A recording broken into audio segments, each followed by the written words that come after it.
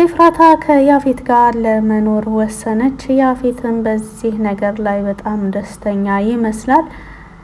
እንደምታውቁት ኤፍራታ ቤተሰቦቿን ማወቋን ተከትሎ ከቤት ወጥታለች። ከቤትም የወጣችበት ምክንያት በተለይ ደግሞ ይወደኛል፣ አምነዋለሁ፣ ያምነኛል የምትለው ናታን እውነቱን እያወቀ እስከ ዛሬ ድረስ እንዴት ዝም አለኝ በሚል ተቀይማ ነው።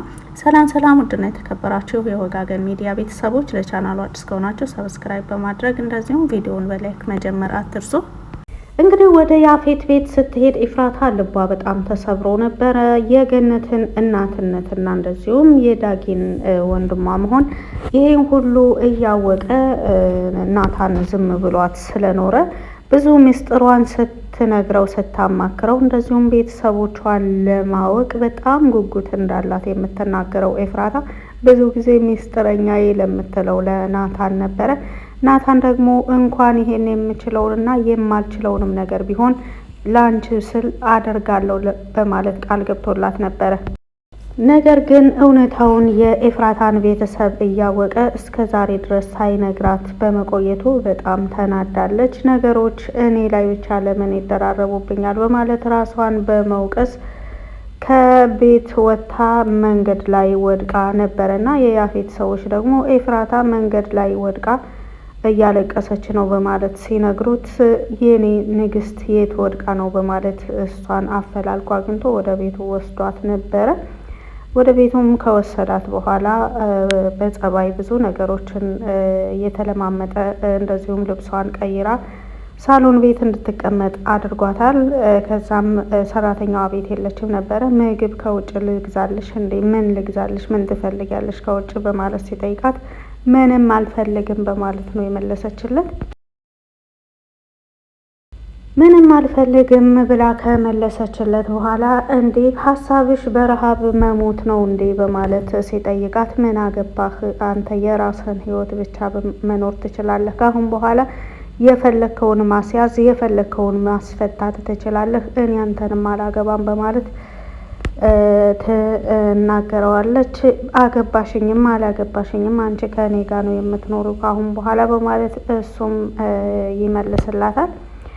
እንደሚታወቀው አሁን ባለችበት ኤፍራታ አሁን ባለችበት ሁኔታ እውነት ለመናገር የናታን በጣም ልቧን ስለሰበረው ከያፌት ጋር መሆኗ ለሷ እየተሻላት የመጣ ሀሳብ ይመስለኛል። እንግዲህ ካሳለፍነው ፓርት ላይ እንዳየነው ወይዘሮ ገነትና ናታን ቁጭ ብለው ስለ ኤፍራታ እያወሩ ሳለ ቤዛ ደግሞ በረንዳ ላይ ቁጭ ብላ ንጹህ አየር እየተቀበለች ነበረ። ኤፍራታ ከውጭ ስትገባ አይታታለች። ወይዘሮ ገነትና ናታን ግን ኤፍራታ የለችም በማለት ነው ይሄን ምስጢር ሲያወሩ የነበሩት። ነገር ግን ኤፍራታ ወደ ቤት እየገባች ሳለ ወይዘሮ ገነትና ናታን ድምጻቸውን ዝቅ አድርገው ሲያወሩ ስለሰማች እስኪ ስለምን እያወሩ ይሆን በማለት ቀስ ብላ የሚሉትን ከሰማች በኋላ ወደ ቤት ሳትገባ ወደ ውጭ ተመልሳ በዛው ነው ወደ ያፌት ጋር ልትሄድ የቻለችበት ምክንያት። ቤዛ ደግሞ ምንም የምታውቀው ነገር ስለሌላት ኤፍራታ ከግቢ ወደ ውስጥ ስትገባ ብቻ በረንዳ ላይ ሆና ስላየቻት ወደ ክፍሏ ገብታ ይሆናል በማለት ከበረንዳ ተመልሳ ወደ ክፍሏ ስትሄድ ኤፍራታ ክፍሏ የለችም። ክፍሏ ስታጣት ደግሞ ወደ ታች በመውረድ እነገነትን ጠየቀቻቸው። ኤፍራታ እናንተም ጋር የለች እንዴ? እኔ እኮ ከውጭ ስትገባ አይቻት ክፍሏም የለችም እዚህም የለችም በማለት ስትነግራቸው ወይዘሮ ገነት ወደቀች። ገነትም በድንጋጤ ራሷን ስታ ውሃ ደፍተውባት ምናምን አልነሳላቸው ስትል ናታንና ቤዛ ወደ ሐኪም ቤት ወስደዋት ከሐኪም ቤት ሻል ብሏት ወደ ቤት ትመለሳለች።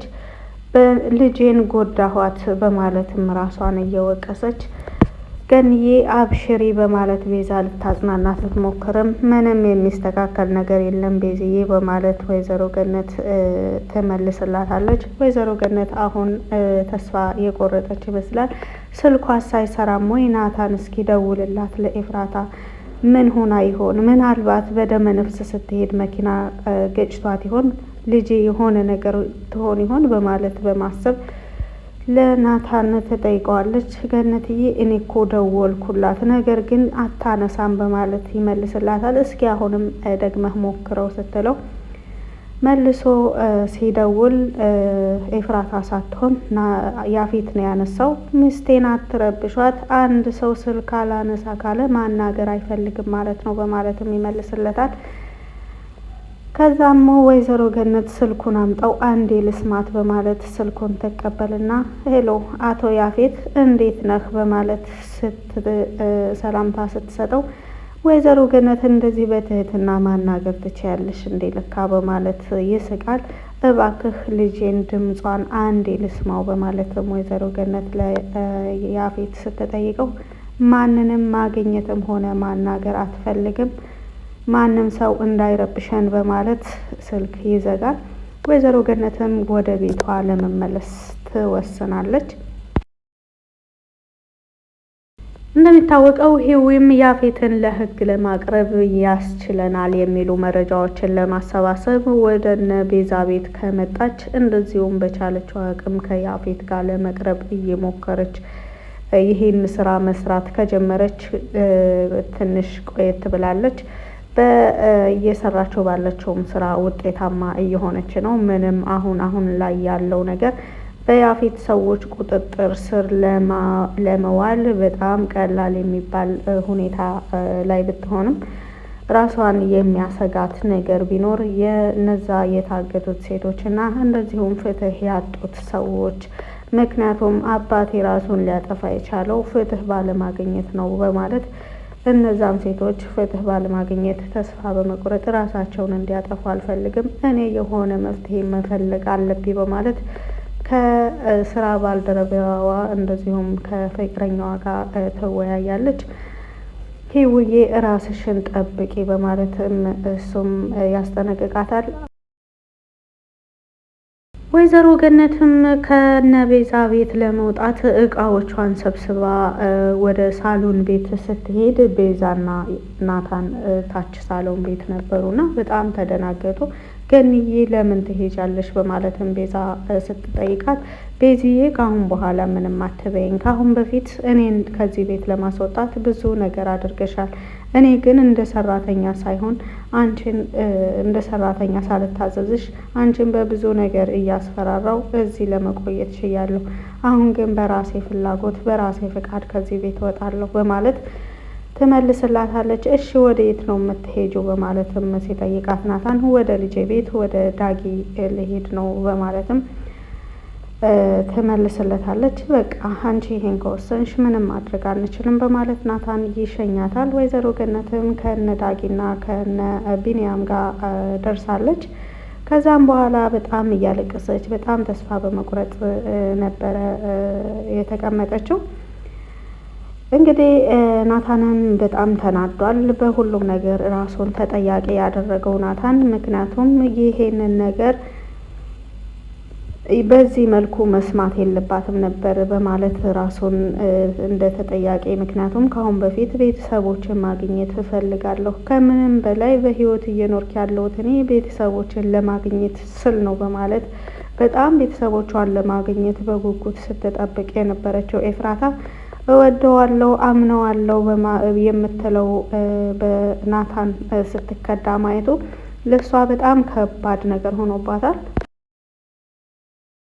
ከሁሉም ነገር የጎዳት ነገር ቢኖር በቅርቧ ያሉት ሰዎች እየዋሿት እንደሆነ ነው እሷ አሁን በተረዳችበት መልኩ።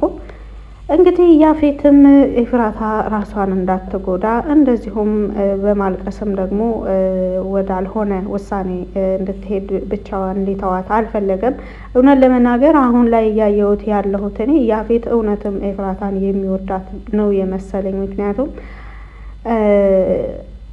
ወድቃ እዛ እያለቀሰች ነው ሲባል ምንም ነገር ማስተካከል ልብሴን ላስተካከል ምናምንም እንኳን አላለም ነበረ። ስልኩን ሳይዘጋው ነው እየሮጠ ከቤት የወጣውና ይሄ ደግሞ የእውነት ለምንወዳቸው ሰዎች ብቻ የምናደርገው ነው እንጂ አንዳንዴ የሆነ ነገር ተፈጥሯል ወደ ውጭ እንደዚህ ቦታ እንደዚህ ሲባል የለበስኩት ምንድነው ጃኬት አልደረብኩም ጫማዬ ምናምን አይነት ራስን መጀመሪያ ራስን የማስቀደም ነገር ነው ብዙ ሰዎች ላይ የሚታየውና የእውነት ደግሞ ልክ አንዲት እናት ልጅሽ እንደዚህ ሆነልሽ ስትባል እንዴት ነው